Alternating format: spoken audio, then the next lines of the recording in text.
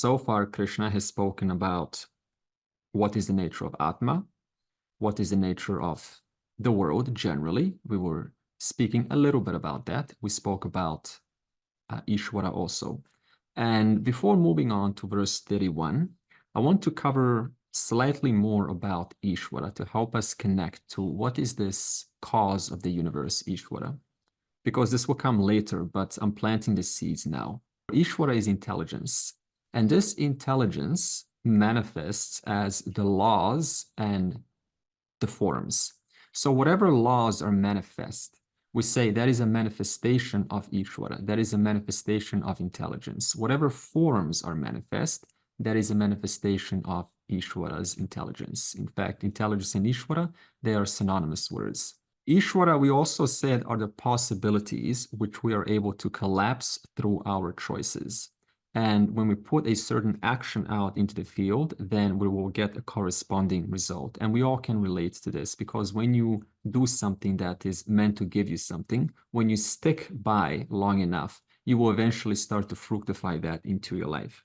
So this means that I need to do a certain action, and by doing so for a while, then more and more I will kind of fructify that which you treasure in your life. We also said briefly that Ishvara is not a fixed entity, because we have this idea that Ishvara, from childhood, understandably so, and we sort of portray it as some anthropomorphic being who is like that. And then we all have this image, is he's like that. And next person, she's like that. And there's this fixedness about it. And we need to release this idea, because when you come to Vedanta, what you have to understand about knowledge is not a matter of preference. So if I show you, for example, this cup, then you can't say this is an elephant, because this is not an elephant. So when it comes to an object or inside, suppose there is water inside, and there is water inside here. If you say this is Coke, does that affect the isness of what this actually is inside the water? If you say it is Fanta or Sprite or juice, no matter what you say, the fact is it will always remain water. So what this means is that when it comes to understanding whether the nature of this water, it is water, or Ishvara, then it's not a matter of Purusha Tantra. Purusha Tantra means it is not a matter of free will. I can use my free will to say, I want this to be an elephant, but this doesn't care about what free will I use upon it, because the truth is it remains a cup. So this means when it comes to knowing something, including Ishvara, then it is what we call Vastu Tantra. Vastu means an object. So this means I have to align my understanding to match that of the object. So this means in this case, I have no choice. When it comes to Purusha Tantra, I have a choice. I can say, I want to do something, I want to do nothing, or I want to do something different. This is Purusha Tantra. This means you and I can say, right now, I'm free. I've got free time, and I can do something with my free time.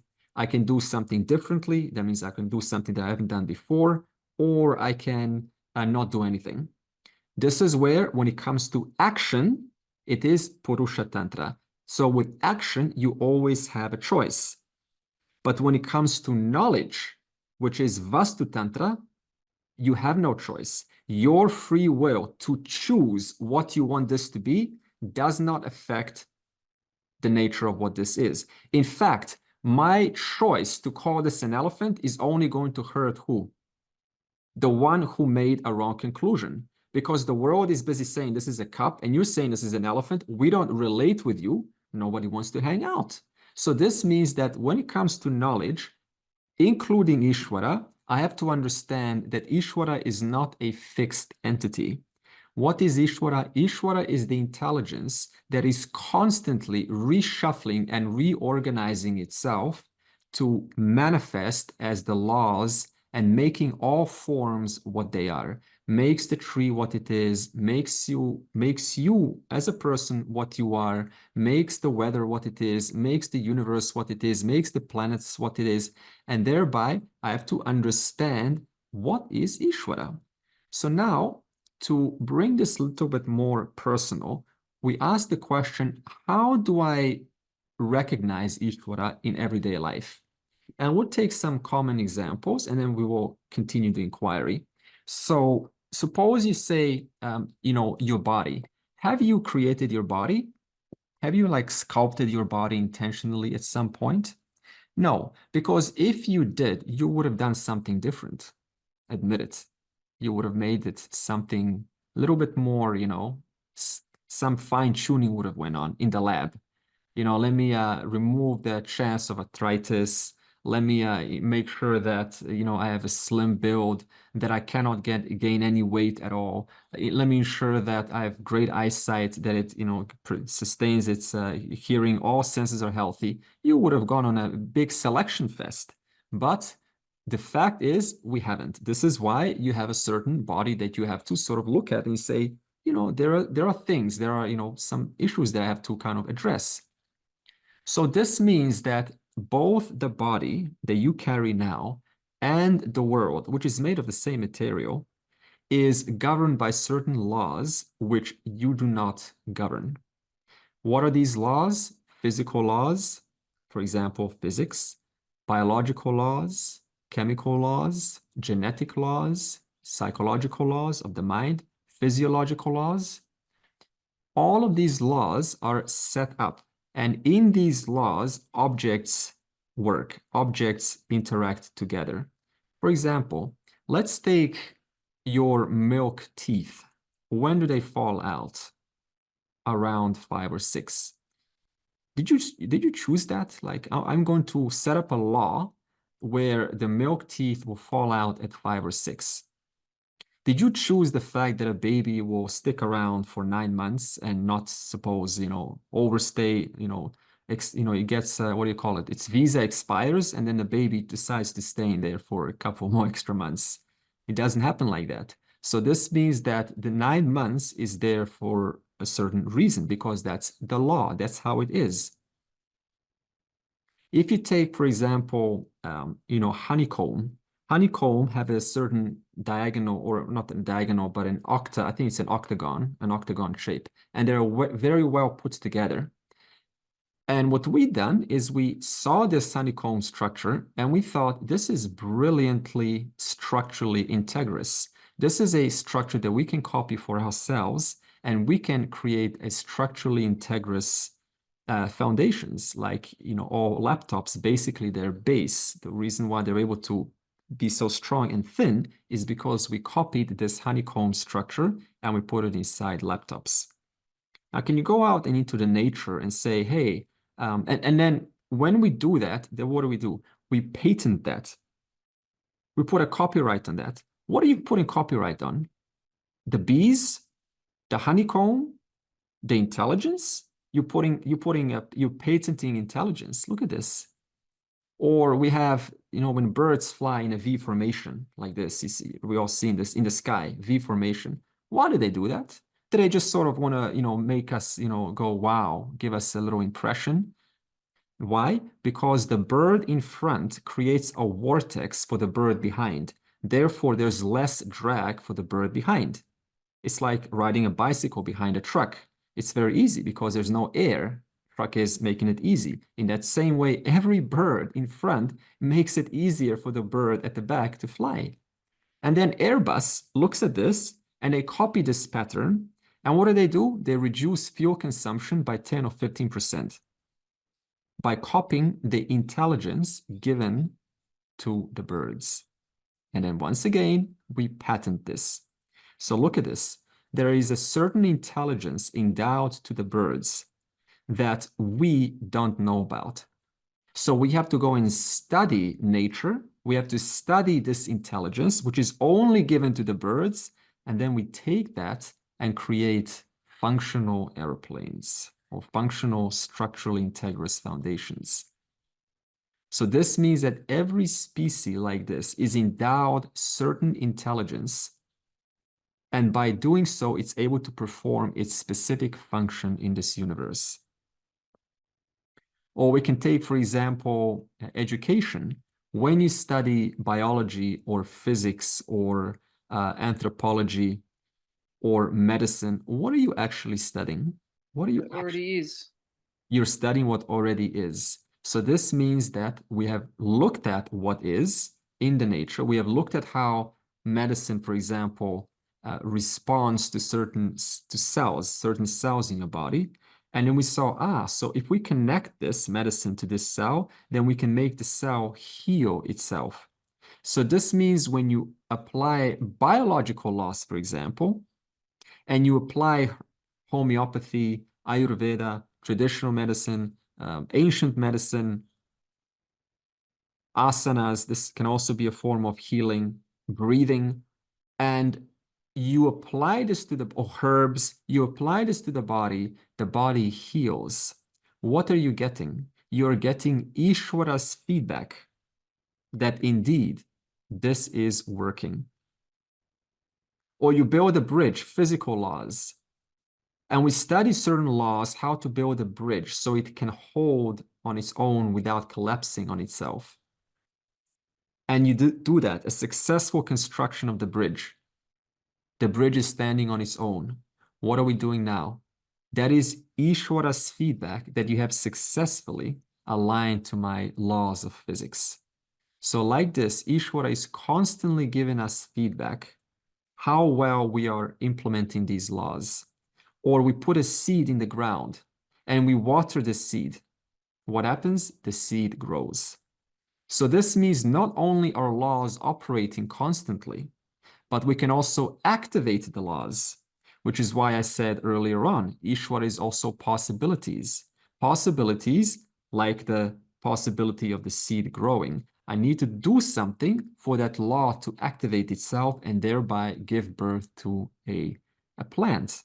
Or you take psychological laws. These are laws where you align your mind to a certain way of thinking, certain mode of thinking, and thereby reducing subjectivities, balancing out the emotional and the head and the heart, balancing that out. And you find yourself in a much better position. Why so? Because you have aligned yourself to Ishwara's laws. So whenever we align ourselves to these laws, Ishwara rewards us. We activate the law by watering the seed. The plant grows. We construct the bridge properly. The bridge is able to stand on its own. We are rewarded for that. We apply a certain medicine to preserve the health of our body. And we get Ishwara's feedback, and the body responds, starts to heal. We get feedback. We cut ourselves. Do you form the scab? Do you kind of go and activate the body's processes and say, all right, Mr. Agents, go and activate, stop the blood clotting and form a scab? No, we don't. So this means even in your own body right now, there is intelligence that is not even available to your brain. Think about this. I don't even as a person know, even though it's my own body, how does this scab, what happens for this scab to form? I don't know that. And yet there is an intelligence. Intelligence in the birds, intelligence in the body, intelligence in the bees to create that honeycomb. None of them had to learn this. None of them had to read a manual on how to do this. They are born endowed with this intelligence, and by being blessed this, they're able to perform their certain functions. A dog is blessed with a much more sensitive sense of smell than a human being is. But we are endowed with a much more sophisticated way of thinking than a dog. So Ishwara's intelligence gets assigned to all creatures. And every creature by so that assignment is able to be its unique self, its unique form. Even a scientist or an atheist who may not call it Ishwara, but what would they call it? They would call it laws. They would call it nature. They would call it, and they would say, I am studying these laws. An ophthalmologist will study the intricate design of the eye for years. Why is it taking for years? Because there's so much knowledge in that eye. That's why it takes you such a long time.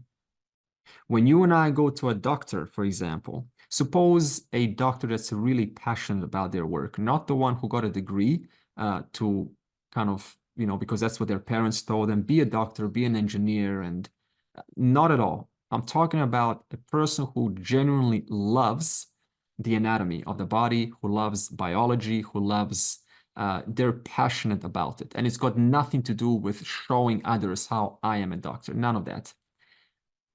When you see a body, when I see a body, what do we see? We see a body. When they see a body, when someone walks into their office, what do they see? They see knowledge. I don't know if you can relate to me with this, but if there is one topic that you know really, really, really well, and you're brilliant at it, and you've been studying it for years, and there's someone next to you, and both of you are looking at the same object, and you're the one that's been studying that object for years. They see that object, for them it's just an object. When you see that object, is it just an object for you? No way. For you, you cognitively see through that. Even though for you it's an object, you see knowledge, you see intricacies, you see laws, you see orders, you see connections through and through the object. Like that, the doctor sees knowledge when they see a body. For them, their brain starts to activate. How is this working? How is that connected? How is this working? It's just all connections. Thereby, for functional reasons, we are trained to see forms. But through a much deeper understanding, you're able to see much more than just forms. And this is the vision of a wise person. They're able to see more than just the world. Now it's no longer just the world. What is it now? Ishvara. Ishvara. It's an intelligently put together world. It's a highly complex, highly intricately designed web. Parts within parts within parts all have their certain function in the grand scheme of things, such as each one of these fingers may feel isolated on its own, but is it ever away from the whole? If you take just the index, the pinky, right, seemingly the least, the most inferior one, right? You take this away, and then you try to pick things up and type on a keyboard. Already so much inconvenience. So this is how it sometimes, when we don't bring this vision into our life, we feel like the pinky. Oh, I'm just a small nobody.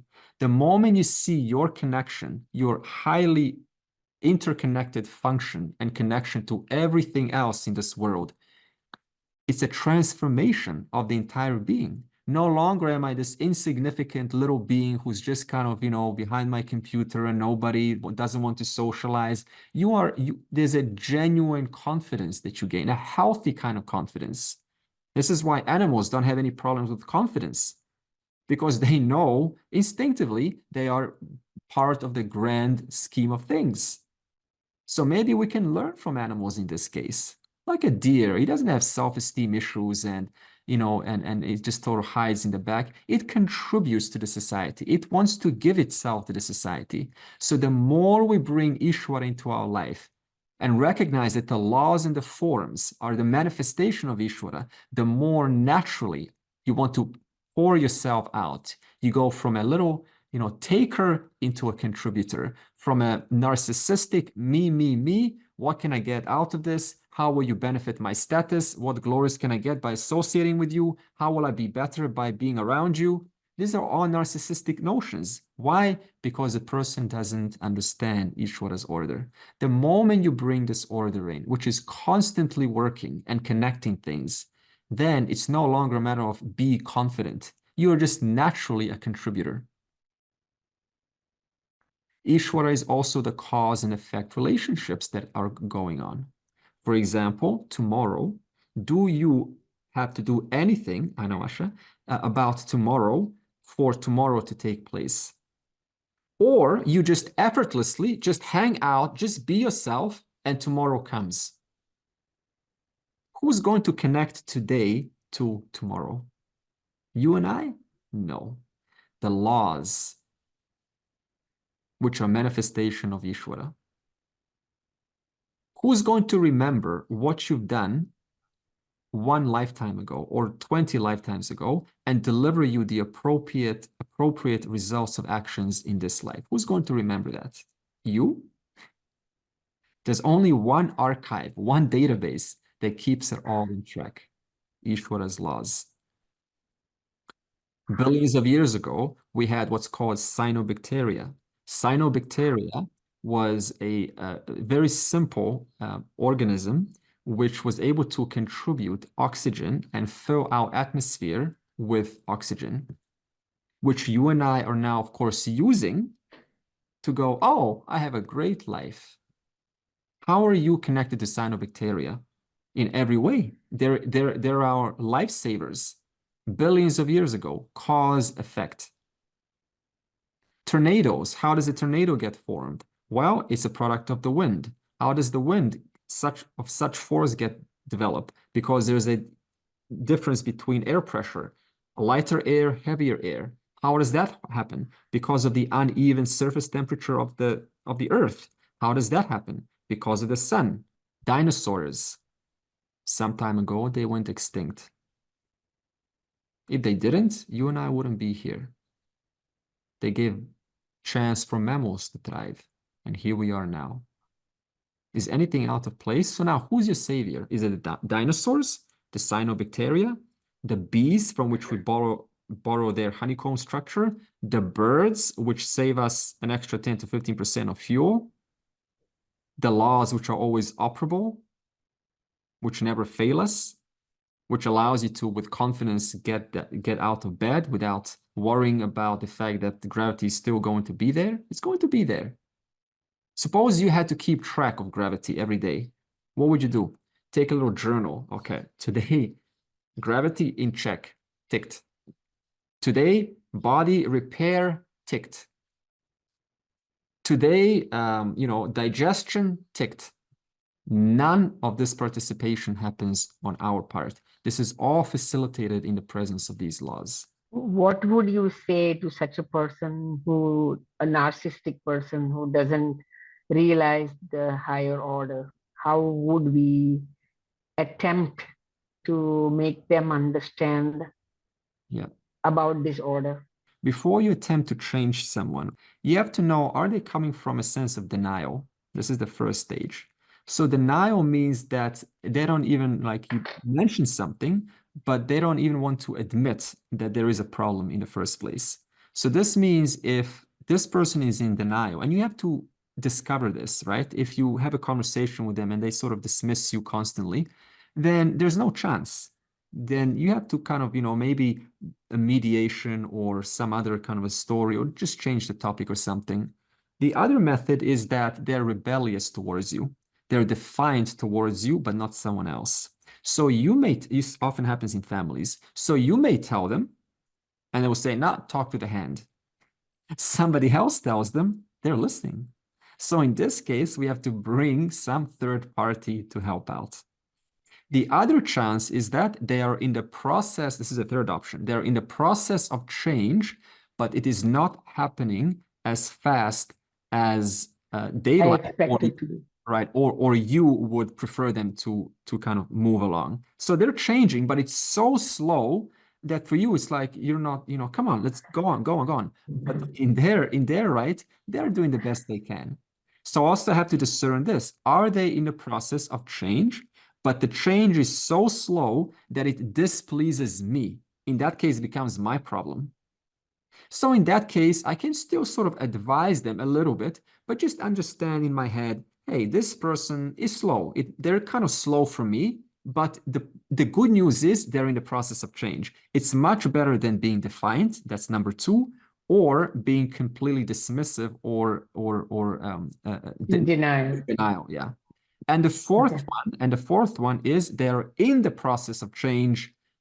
They don't need your help. They will come to you if they, need some questions. In that case, you leave them alone. So again, summary, before I attempt to change anyone, whether it's a close-knit family or someone, a friend or anyone, I have to just kind of get to know where are they in these 3 stages. And second step is then, based on what you ascertain, then I can go forward and make some contributions in that sense. Yeah. Okay, thank you. That's helpful. And it kind of feels like when you are with such a person, your karana sharira is getting modified, or your free will is being taken away continuously by just staying in association with such people, especially if that person is in your family. It's even um, more distressing, and it's quite devastating. It's actually the biggest challenge within families. And see, again, you have to also understand that, you know, everyone has their own thinking, their own ways of thinking. And for them, they may not see it from their standpoint as lack of empathy or whatever, lack of compassion, but you may see that. And so now again, it comes this issue of how do I, you know, approach this? Do I kind of let them out loud? Do I confront them? Would they, you know, jump from that? Would they, you know, give me some resistance? Or can I just, you know, do my part, my little part there, but also hold my little boundaries there? And I'll give you an example. There was a case where the mother was getting older and older, and there was a sister and a brother, and the brother used to be treated better than the sister in the childhood. So the sister always felt left out. But then when the mother got sick and she was, you know, near her ending, the brother was obviously away. He said he doesn't want to take care of that. He doesn't want to be involved. But then the sister, she right, decided to help her mother. But the mother, you know, sister was very kind and giving, but the mother was sort of very, you know, kind of cruel and a little bit dismissive of her. So now the daughter, right, could have thought, well, I'm not being treated very nicely here. I'm just going to leave. You know, I'm actually giving you my time as your daughter, and you're not treating me very well. So, but what the daughter did is she says, no, I'm going to do my part because she's my mother, and you know I have a certain obligation in that sense. But at the same time, because my mother keeps on asking me to just be there constantly, and that's taking a lot of my own time, my own family time.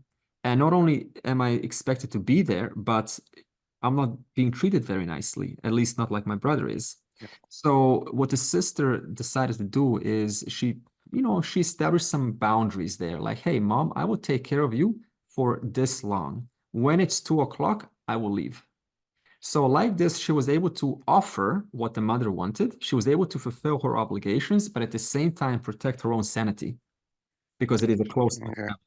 So like this, right, you have to sort of sometimes stand up for yourself and say, hey, you know, I have my own life because if I lose my sanity, everyone else suffers, right? And therefore, there's always going to be one member that protects themselves. And it might as well just be you.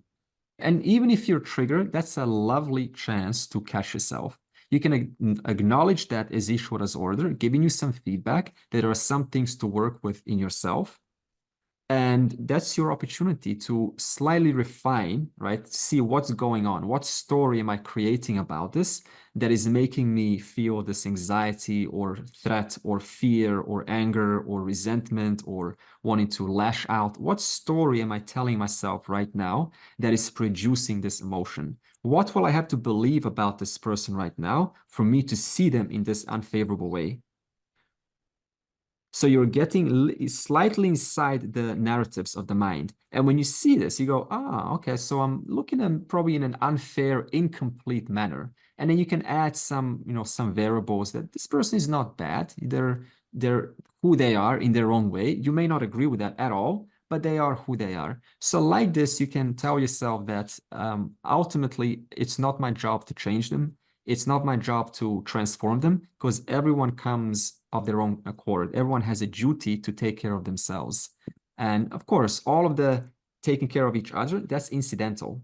But ultimately, you're here to take care of yourself. Why is Ishvara important to be brought into our lives before we can fully grasp Brahman? Why don't I just go straight to Brahman? Why kind of going through this Ishvara business, and why do I have to know all of this?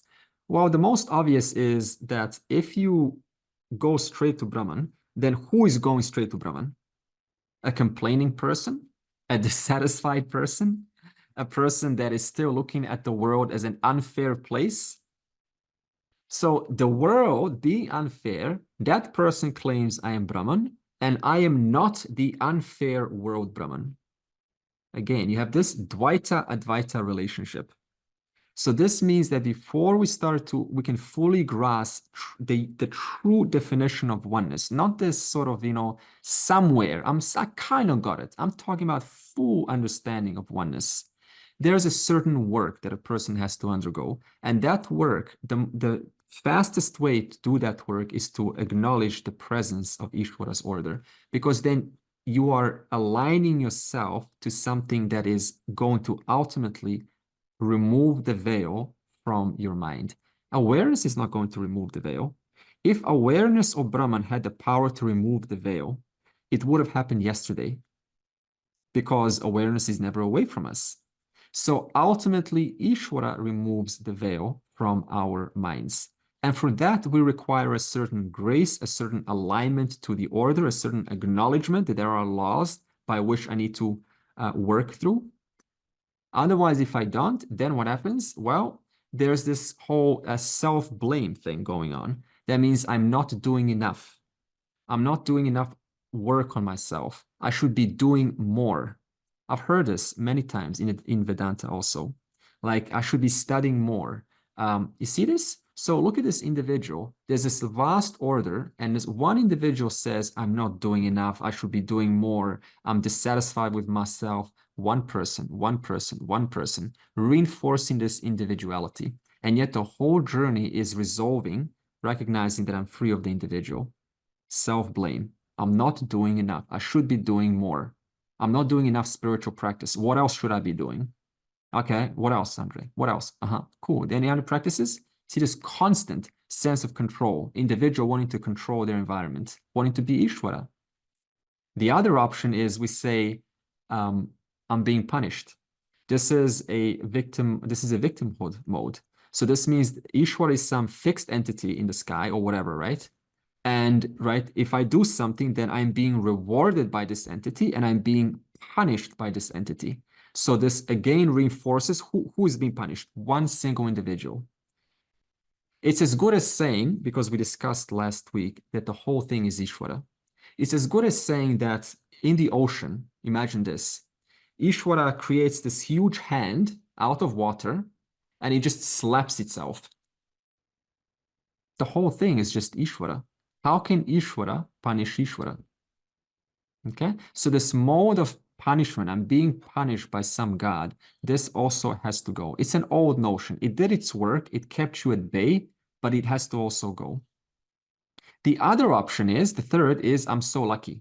I'm so lucky that I found a tradition and I found the knowledge and I found the guru. Who's lucky? A single individual is lucky. Again, it doesn't matter whether it's on one end or the other end. Either way, it creates a sense of individuality. It's got nothing to do with I'm not doing enough, or I'm being punished or rewarded, or I'm so lucky to have a guru or a pramana. It's got nothing to do with that. Just do the work. Thereby, by acknowledging the interconnectedness of all things in this world, the laws and the forms, and the intricate network that is sustained and governed by Ishvara's laws, then again, we move from this sense of narcissistic me, my growth, my entertainment, my time, my energy, right? My. It's like it's like the world today, the age of Kali Yuga, it's like one big my. And it's like, where are all of the contributors gone? Where is the person who finds themselves anywhere in any social situation, and you just are so confident in yourself that you always want to give? It doesn't matter whether you're in a most unfamiliar place, you have so much confidence in yourself that you just, what can I do? No, this is not my area. What can I do? Here's what I can do.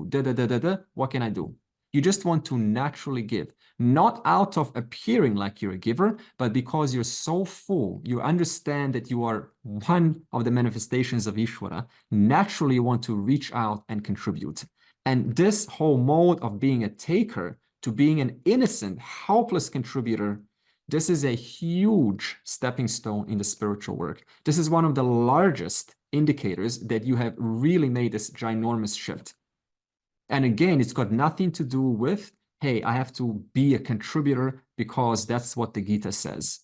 But naturally, through the work, you want to give of yourself. What can I give? A question, a contribution, a story, whatever it is, you're giving of yourself. So maybe we'll close with this section with a metaphor, and we can say the ocean, right? Within the presence of the ocean, of Ishvara, there are laws which are coordinating how different waves are moving, how are different waves interacting.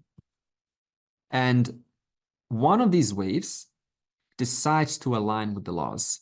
Because as we say, whenever you align yourself to these laws, you get rewarded. That's just how it is. That's how the order is. Otherwise, it would be a very unfair order. It would be like, I do 1 second worth of meditation, and you do 50 years worth of meditation, and the results are the exact same.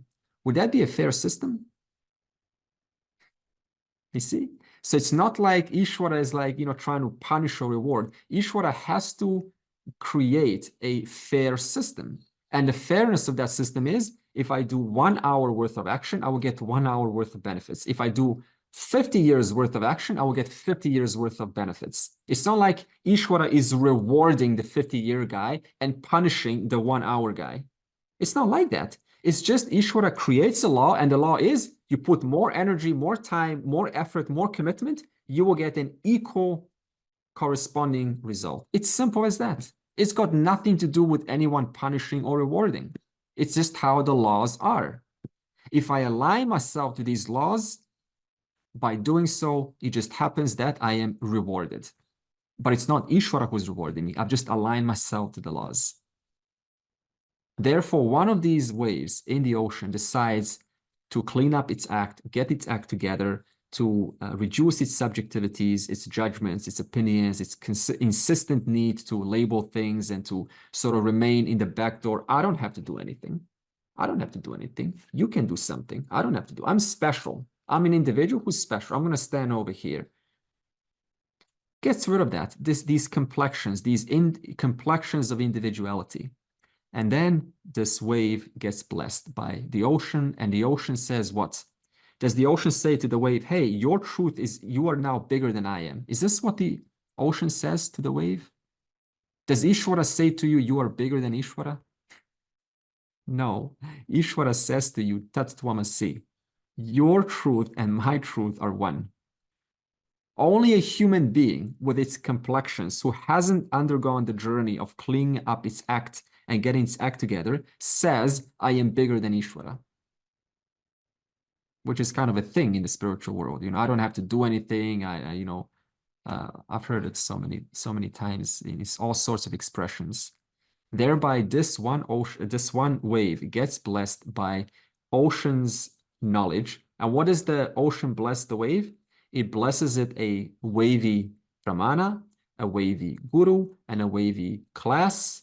And the wave understands through the pramana and the guru that my truth and Ishvara's truth and the truth of all waves is one water. There's no place where the H2O is not. The H2O over there is not more than it's over here. The H2O in that enlightened being, how we like to kind of glorify these beings, they've got, more special H2O than I have. The H2O over there is exactly the same content that makes you up. They just recognized it. This person here is yet to recognize it. So it's like this. And thereby, you're able to now appreciate your relationship to other waves, that there is no such thing as superior or inferior when everyone is a manifestation of one ocean. This is so crucial to understand. The whole I am inferior here. I'm a nobody. Oh, I'm just, I'm young. I am old. I don't know how to speak English well. I don't know this language well. I'm just a beginner. All of these notions belong to the subjectivity of that wave. It has to get its act together. Ishvara doesn't think like this. Ishvara just says, hey, you are always given an opportunity to collapse the laws and understand that your truth and my truth are one. That's why the work of getting one's act together, reducing subjectivity is so important, because these notions, ideas that I can't, I'm not good enough, I'll never get it, you know, I'm not good enough, I'm not worthy, I'm not loved enough, all of this, I'm not enough, this belongs to one wave and it has to go. Therefore, now the wave can appreciate it has a special, not a special or non-special, it has a place in the ocean. And thereby all sense of relating now changes. It's like, hey, I'm not gonna be a small person. How is one wave bigger than the other? In what way? How is one wave bigger than the other? It just doesn't make sense. The form may be bigger, it may be more mature, maybe more experienced, but through and through all of that, there's a certain composure that, hey, it's fine. It's one of the manifestations in the ocean. It's neither more special or less special. I am also equally important in this grand scheme of things. Thereby, the wave can now enjoy its duty in this world. Now, the next question is then, now that the wave has come to this teaching, what is the duty of that wave? And this is where verse 31 will continue. Okay, Arkiri, you have a question? Yeah, just a quick one. Thank you. Am I to understand this correctly that the Purusha, I don't quite how to know the words, Purusha Tantra, the choice that we're given by Ishvara is thus connected with the knowledge Tantra via that assimilation that you're talking about, by aligning ourselves with the natural laws that already are? So when you have I said that right? Sure. So first of all, I'll just slightly tweak that. So when it comes to action, then you have a choice. Okay, I can choose to align myself to the laws. I can choose to not align with the laws, or I can align differently to the laws. Each one of them will give you some kind of a result, and you will be able to, that's called Ishvara's feedback. So what I meant by that, Purusha Tantra is specifically term used when it comes to action. When it comes to action, like meditation, it is a matter of Purusha Tantra. I can do something, I can choose to meditate, I can choose not to meditate, or I can choose to meditate differently. But the point is, each action is going to be limited. Therefore, it's going to give you a limited result. So when it comes to moksha, is it the Purusha Tantra? Because moksha, you're gaining limitlessness. And yet every action is going to give me a limited result. So when it comes to moksha, it's not a matter of Purusha Tantra, because there's no action that I can do to gain limitlessness. The only other option for moksha is, it's a Vastu Tantra. That means I have to discover what is the nature of myself right now, which is already limitless. And I have no choice but to understand that. It's not a matter of choice. Oh, you know, I'm over there. You know, I'm some being over there. That's all Purusha Tantra. That's all selection. I'm choosing what I want it to be. So when it comes to moksha, your nature is limitless. And thereby it says that there is no choice on my part other than to use my buddhi to listen to the words and help me see how is it that I'm already the whole thing right now. But that last sentence is different than the Purusha Tantra. That's not a choice. Got it. Got it. So indeed. So this means that when it comes to, for example, knowledge taking place, then all you do is you just have to expose your senses, for example. Just take a simple example. You and I go to the fish market. You know, fish smell a lot. Do you have to do anything for the fish smell to take place, for the knowledge of fish smell to take place? Not at all. You just have to expose your senses and knowledge takes place automatically. Was that a matter of Purusha Tantra? No. I didn't go, okay, now that there's a fish, I'm going to now do some processes in my mind and activate, and the smell is going to take place. No. Same thing with knowledge. When it comes to understanding Ishvara's nature or the nature of who you are, it's not a matter of choice, just a matter of it being exposed to the knowledge so that the knowledge can align my notion, align my vrittis in line with what is. And thereby, when there is an alignment, then there is a perfect clarity of what is what. No longer am I saying Ishwara is away, or, I am not awareness. No, what is the alignment? I was never not awareness. Ishwara was always here, obtaining as these forms and these laws, and that knowledge takes place, and you say, wow, now I can live as a free individual, because before, what were my notions saying? I have to appease Ishwara. I have to do something. I have to deliver. I have to do pujas 3 times a day. I have to go to the temples constantly. I have to pray constantly. I have to do this constantly. I have to do that constantly. This was all Purusha Tantra, what it did its part very well. But now I understand what is. And that understanding is not a choice. It's just a matter of removing your ideas so that you see what is. So it's aligning isn't an action per se. I think a part of my mind, you said align, and I've gone, okay, how do I align? And it started to try to make it a task, which was again more of the Purusha. But I understood that differently now. Thank you. So alignment in this sense just means removing notions which are not true. So the wave being within this ocean, having received its truth, that its truth and the ocean's truth are one and not a matter of higher or lower. Then the wave asks itself, how do I live properly in this world? What is to be done in this world? And this will be verse 31. Swadharmam apicha vekshya navikam pitum arhasi dharmyadhi yuddha chreyonyate kshatriyasya na vidyate. And also, from the standpoint of your own duty, you cannot waver, for there is nothing greater to a Kshatriya than a battle for the cause of Dharma. So this verse talks about my duty. So now that the wave has relatively understood, that Arjuna has hopefully, captured some understandings, Arjuna can now say, what is to be done here, Krishna? On just fighting and so on, just fulfilling little duties here and there. What is to be done? And in the Veda, we have a system called the Varna Ashrama.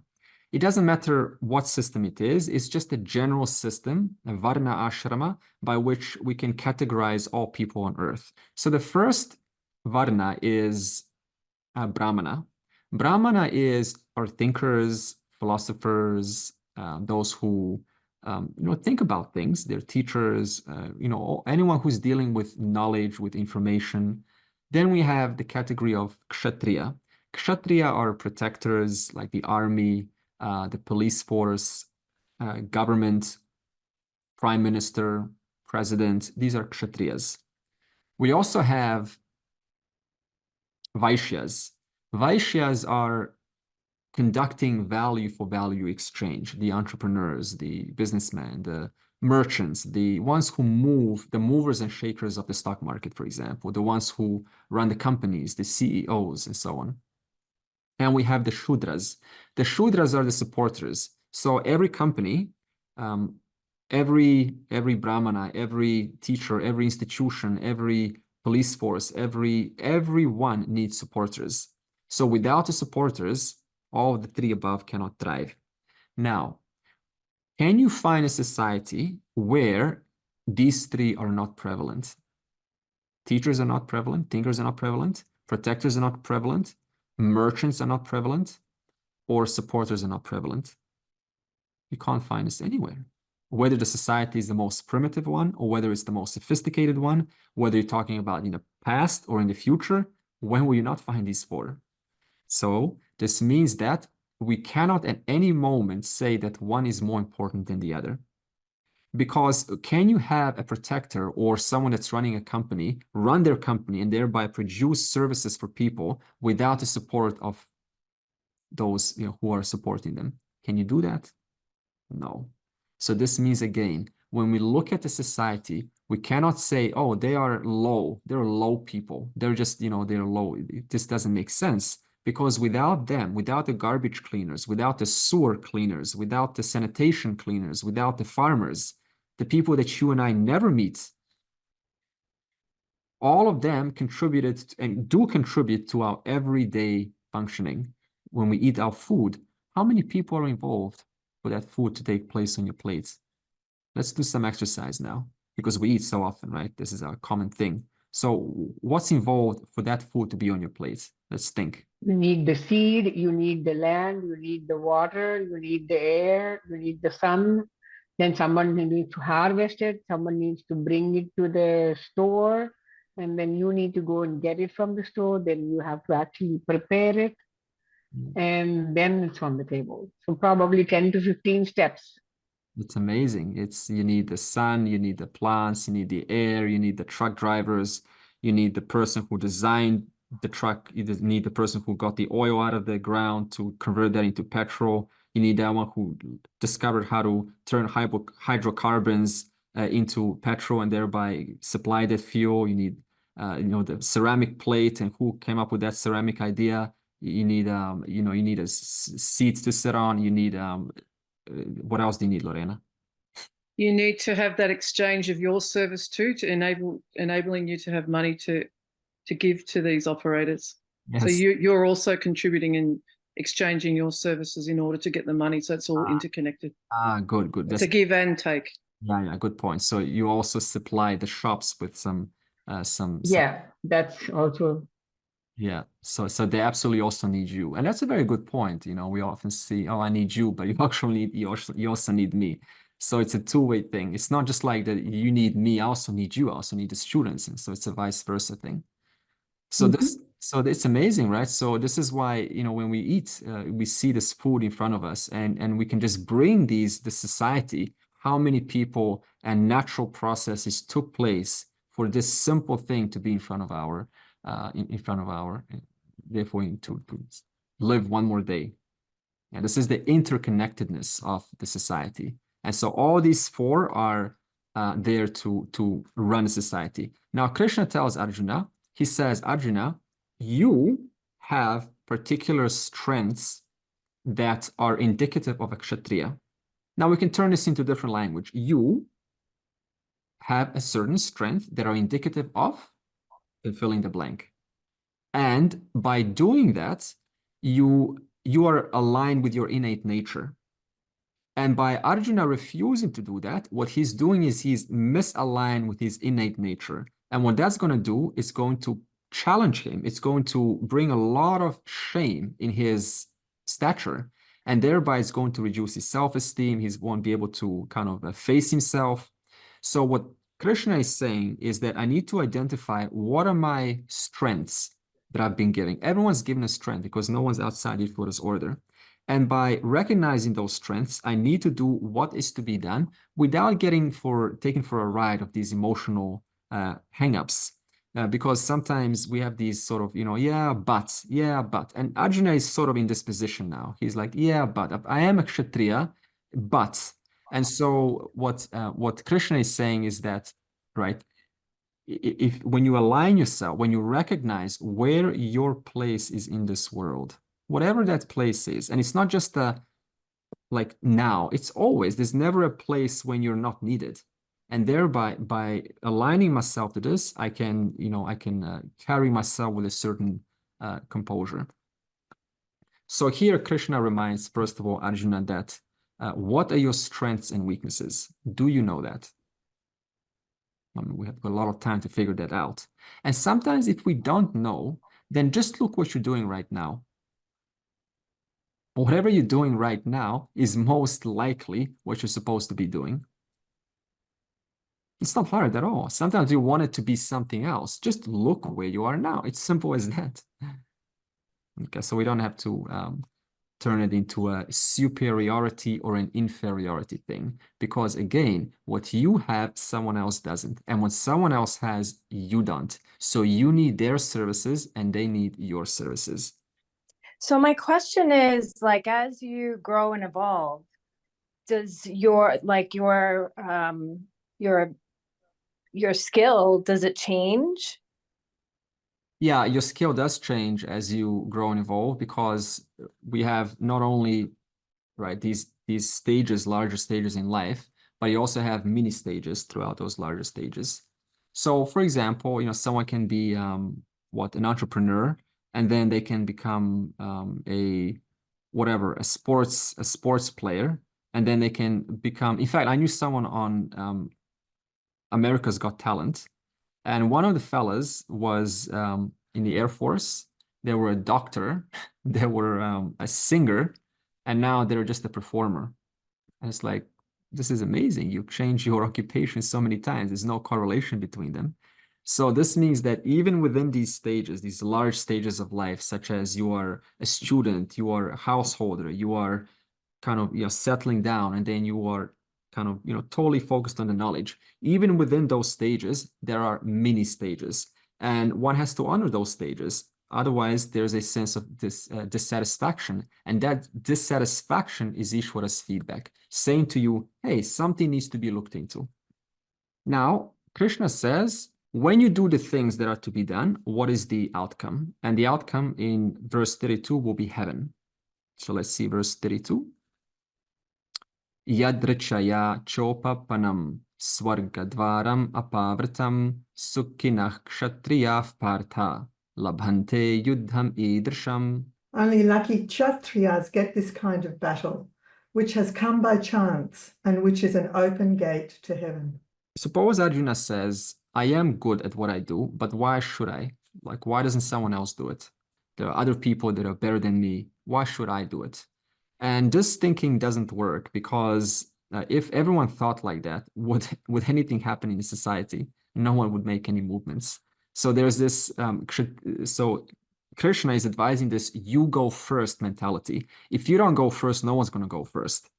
And now Arjuna objects and says it's very uncomfortable to do this. I mean, Brahmanas, they don't have to do killing. I have to murder people.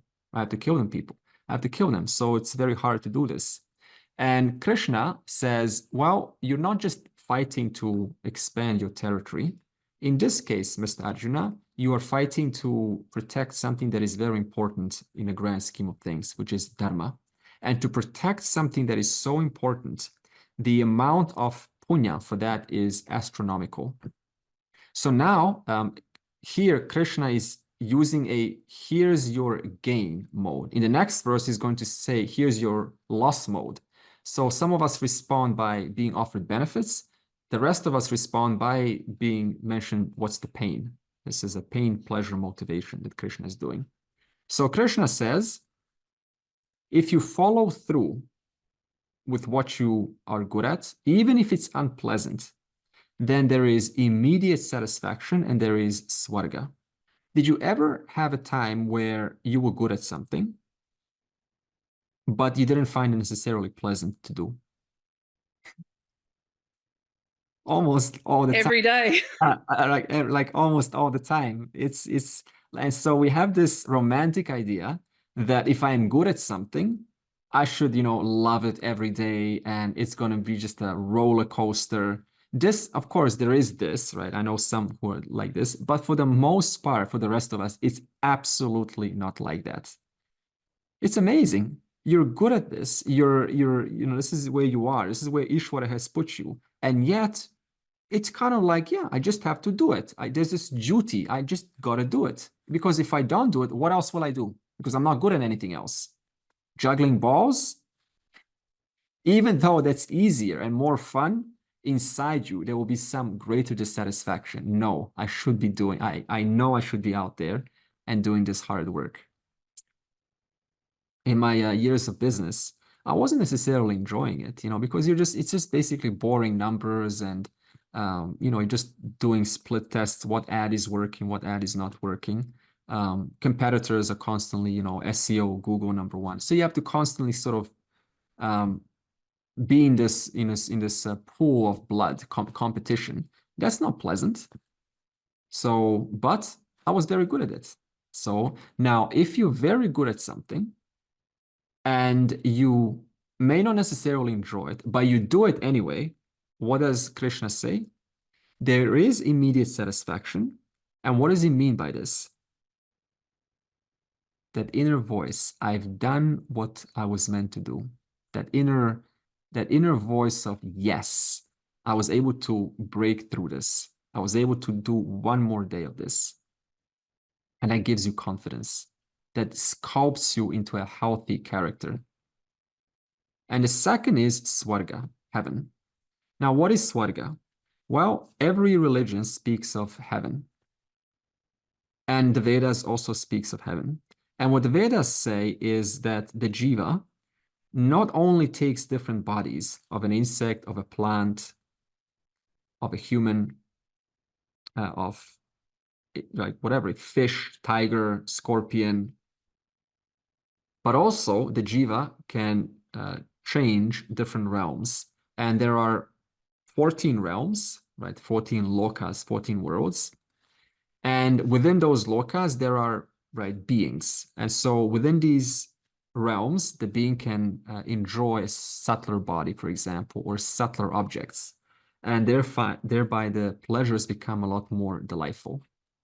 For example, you and I cannot fly. Do you want to fly right now? That would be kind of cool, right? Fly. Or just walk through a wall, you know, for example. We can't do that here because there are certain laws that are making this realm hard, very physical, and you cannot violate those laws. But in another kind of realm, it would be different. You would have a lot more freedom. Your body would not be hungry, for example. That would be lovely. You always feel like you're filled up with the best food ever. Wouldn't that be delightful? Absolutely. Thereby, Swarga gives you these kinds of much more refined pleasures. And how do you get to Swarga? Well, you get to Swarga through Purusha Tantra, through an action. And this is what the Vedas are there for. I can apply a certain action, but because every action is limited, what kind of a result will I get? A limited result. Thereby, no action will keep you in Swarga forever. And when the person comes to this enough maturity to recognize that, they lose interest. Because I know as youngsters, we all sort of, I want heaven, I want Brahma Loka. But even that will give you so much return on your investment. Thereby, understanding this, Krishna is kind of motivating Arjuna a little bit. You will go to heaven. Nothing bad is going to happen. You can only thrive by doing what you are meant to do. You can only benefit by doing so. You will become a better person, a better character, a more confident person, a more self-assured person, firmer in yourself, gentler at the same time, more experienced, just feeling more self-assured, more composed, more security. You will have more security about yourself. You will feel a greater cheerfulness about who you are, a greater sense of connection to other people. You'll be able to stand and look someone in the eye and feel like, yes, I'm an accomplished warrior. These are all wonderful things to have. Why? Because you have done that which isn't necessarily pleasant, but you're good at. Now, Krishna is going to use pain motivation. What happens if you don't rise to the challenge? Verse 33. Atache tvam imam dharmyam sangramam nakarishyasi tatav swadharmam kirtim cha hitva papam avapsyasi. If you refuse to engage in this war that is in keeping with Dharma, then forfeiting your own duty and honor, you will gain only sin. How is our usual criteria for decision making? Easy way and a hard way. The easy way involves path of least resistance, path of least effort, path of least emotional investment, something that's quick, but it may not be qualitative. The other path is it's hard, but it's necessary and it does the job. It does the job, but it's not easy. And if you do the right thing, then you will get heaven. You will get immediate feedback and you will feel great about yourself and you will build character. If you don't follow through, Mr. Arjuna, then how will Arjuna be in that moment? What's going to happen? He's going to say, I'm a failure. I didn't have the I didn't have the manhood to do what I was meant to do. I didn't have the womanhood to do what I was meant to do. I failed. Is that an honorable place to live like that? I'm a failure. I'm small, I'm a nobody. Not at all. So he will lose his honor. He will feel like an even smaller individual. And you cannot get away from that easily because it follows you. The honor of the person, it follows them wherever they go. And thereby they carry themselves as this, individual who was not able to do what is to be done. I am the one who fled. How will people look at me? The one who fled. And the higher I go up in society, the more when you do something that is not what is meant to be done, the more people notice you. In fact, people only judge your actions. They don't see your reasoning behind your actions. For example, in when Joe Biden, he announced was relinquishing his presidency. That's what people saw. Now, suppose he didn't announce later on his reasoning behind it. What would people think? They would embellish that story with their own versions. They would say, here's why he did that. He was this, he was that, he was this. It will be non-stop. So when people see your action, they judge you based on your action. They don't judge you based on your reasoning. That's why Joe Biden gave his reasoning to America to say, his reasonings. Otherwise, people will just run and turn it into propaganda. So Arjuna here Krishna is saying to Arjuna, because you will just flee this war, that's what people will judge you upon. They're not going to hear your reasoning, even if your reasoning is for the higher good. Oh, this is just a battle of the physical. The real battle is the one of the discovering my true nature. This is all just, play of whatever, Maya's going on. I'm going to do my thing. They're not going to see that. Thereby, Arjuna will have to bear the reality. And that is, people will perceive you in an unfavorable way.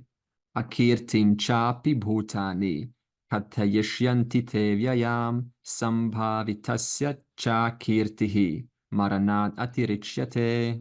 Also, people will speak of your unending infamy.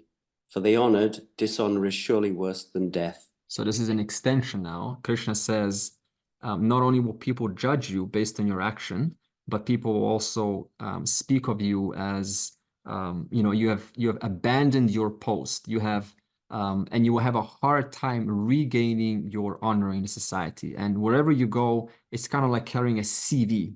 To whichever employer you give it, it says just the worst things on the top and all of the good things at the bottom. And so there's no chance you will most likely get anyone's attention.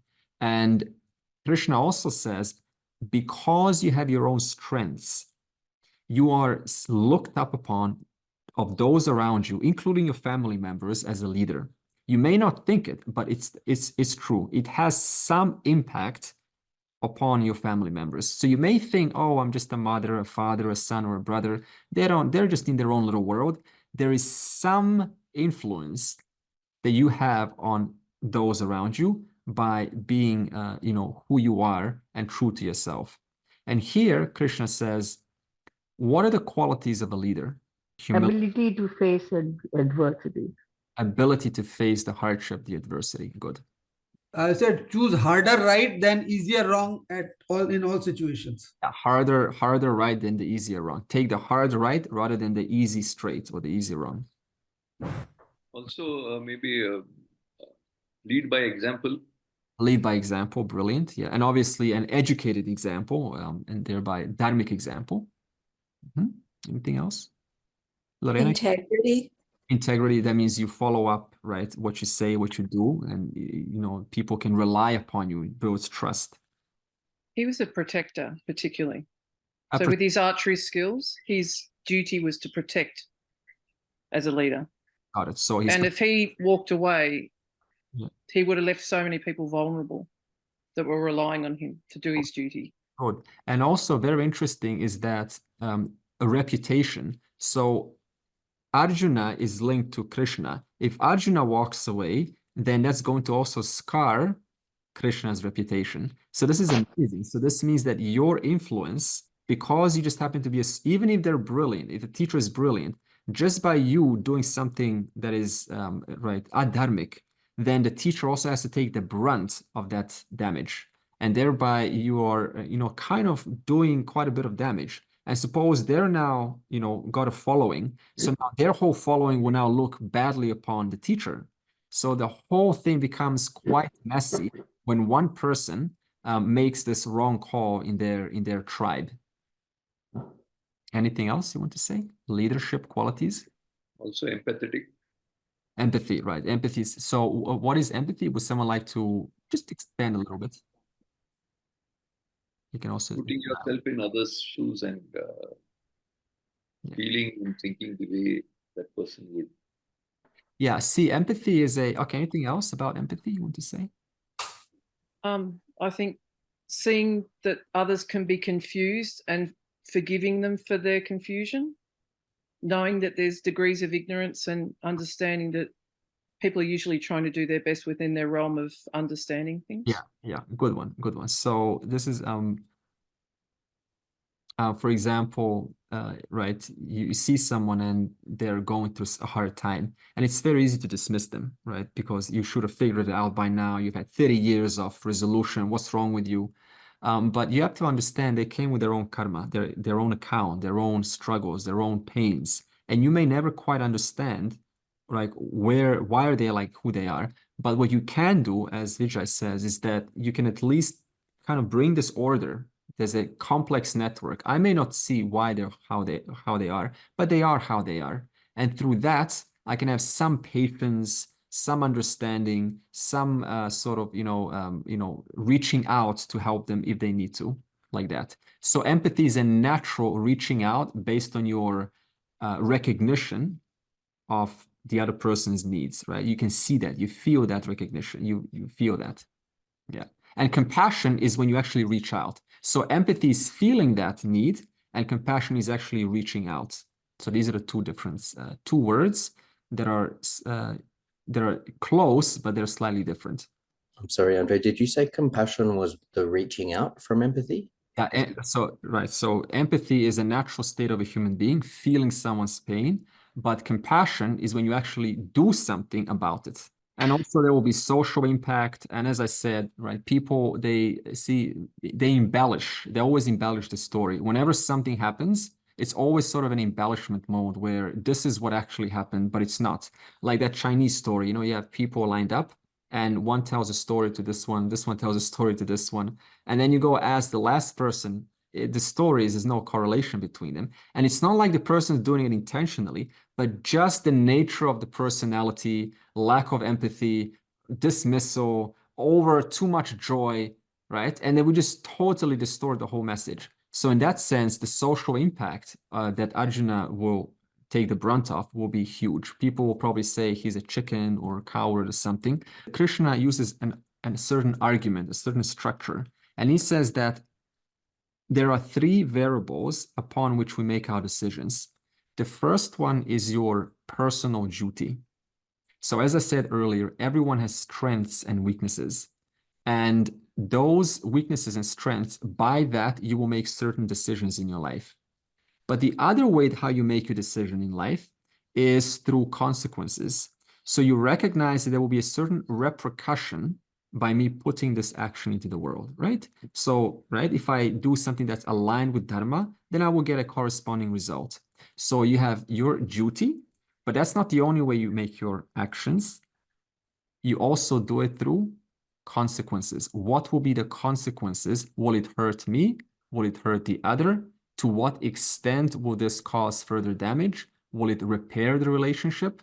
And have I done my research? And the third one is, what is the reputation that this will lead to? So even if I do my duty and it's well researched and it has consequences are well ascertained, then what kind of a reputation will this leave in the eyes of others? And these are three motivating factors. There are three powerful factors how to decide. Because would you, for example, would you be in a organization that is 40 degrees somewhere in the Middle East wearing masks, unless you are completely aligned that what you're doing is healthy? and yet you're wearing masks. Why are you wearing masks in 40 degrees temperatures? To hide yourself, to hide your face. So it indirectly shows that the person is not aligned with their duty. Their reputation would be taking a negative hit, and the consequences are tremendous. If I show my face, all three fail. And so I put a mask on, and I call myself a freedom fighter or something. So this is how one indirectly shows to the world that what they're doing is not aligned with these values. How do we base our actions? There are two ways, and then I'll ask us some questions. There is the healthy way, and there is the unhealthy way. The unhealthy way is to be concerned about what others think. And the healthy way is to recognize that your action has a benefit in this world. Now, let me just ask you a question about the first one. I called it unhealthy. When you are concerned about what people think, is that necessarily unhealthy?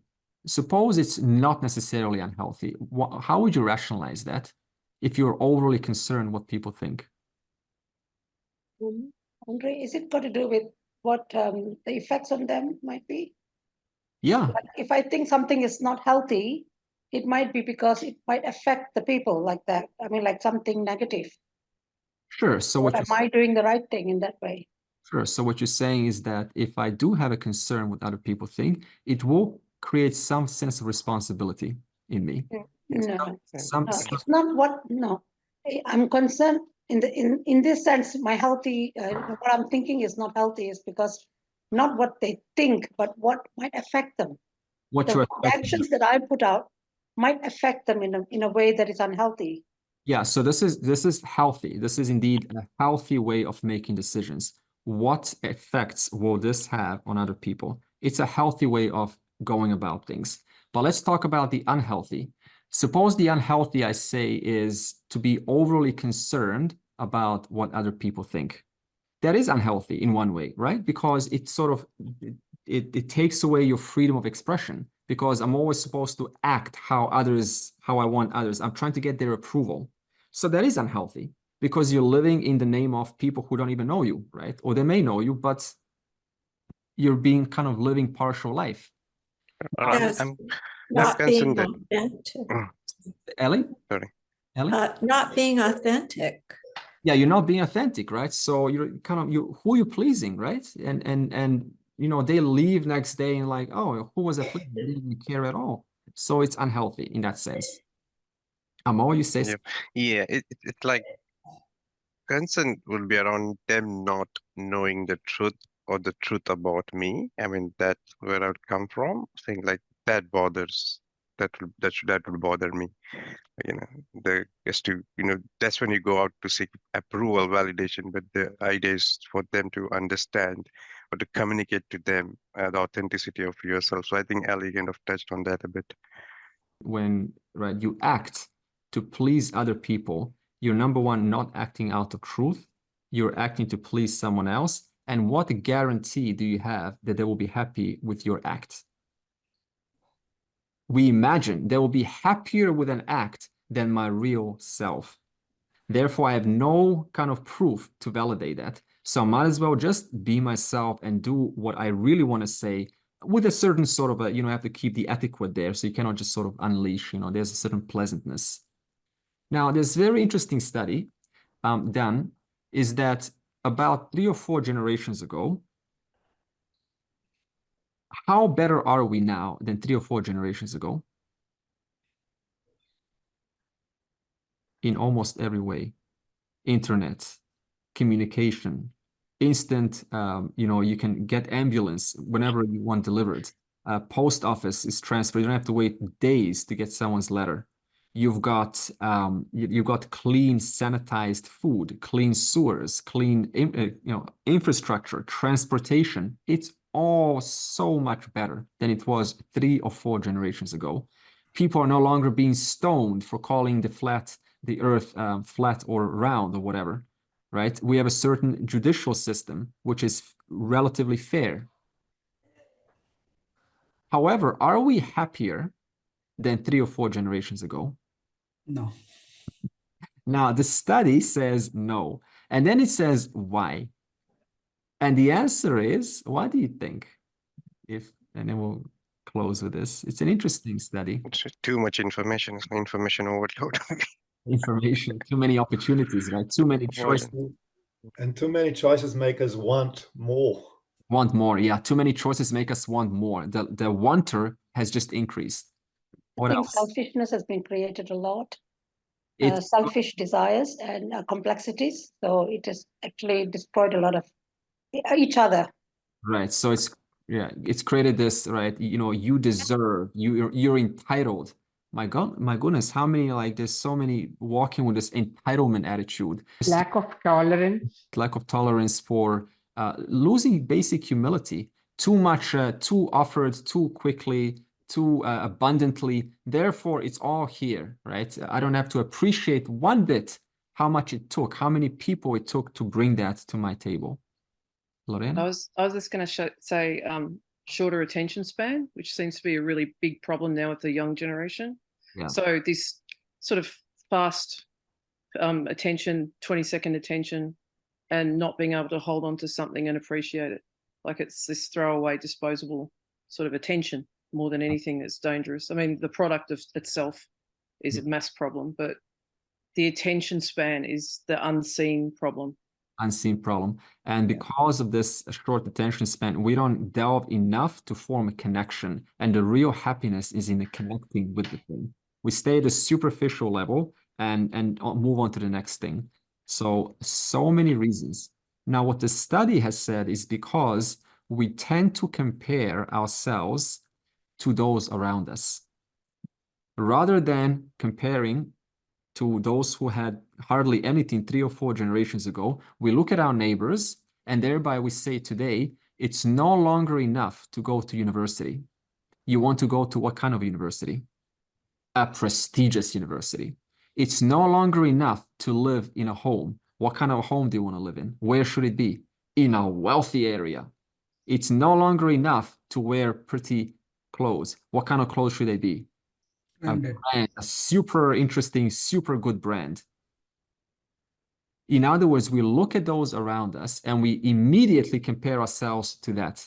For that reason, no matter what time we're put in, we cannot find any happiness because we lost track of reality, of what it takes. How are the people and how do they thrive 4 or 3 generations ago? They still thrived. And we totally lost track with that. And if we connected a little bit to that, you would feel quite different about your privileges and your life. So in that sense, it becomes, unhealthy to make decisions based on what those around me have. Otherwise, it's a guaranteed happiness killer. Whereas the healthy way is to recognize what good strengths do I have? What little do I have? Let me do my contributions, my little part in my sphere of influence, and I don't have to worry about the rest. Let the rest be the rest. As Rani says, what benefit am I providing to the community? What benefit am I also providing to myself?